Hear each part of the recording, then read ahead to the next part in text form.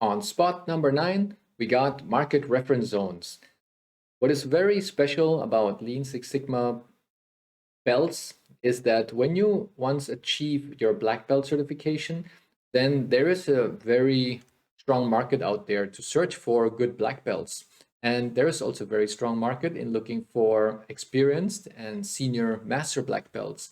And they have a very defined market reference zone. So try to find out in your country what is your market reference zone for Lean Six Sigma black belts and for master black belts.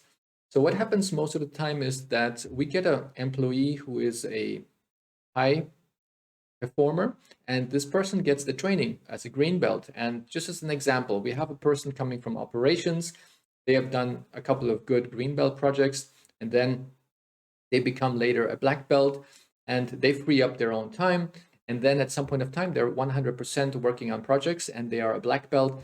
But there's a gap of almost 100% between what they're earning at that moment to what actually a black belt would be earning in the market. And therefore, we need to make sure that we give them enough perspective in order to stay in the company. Because what is their motivation to stay in a company when they know they could just work for another place where they would get 100, maybe 150% more salary by doing the same job? And if there was a small gap, then it would maybe not be that crucial. But in this case, if we are giving this training to black belts and to master black belts, then we really need to make sure that they are covered in this case, and with that their compensation package more or less covers what the market is offering. And there are a lot of dedicated headhunters out there who are specifically looking for black belts and master black belts. And one of the things you will also need to think about is giving them a career plan, but in the sense of not only what are the things you're going to do, what are the exciting things you're going to do, but how is the development of your compensation package going to look like within the next couple of years? Because it's understandable that not every company can give somebody a salary raise of 100% after they get certified, but we can give them very exciting tasks, very exciting projects and goals to achieve that will fulfill them because it's going to be fun doing these projects.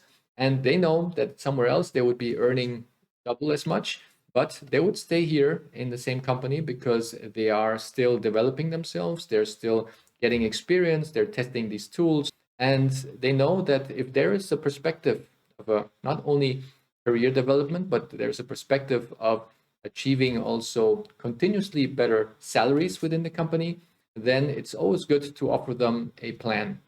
And if this is available, then you have avoided mistake number 9.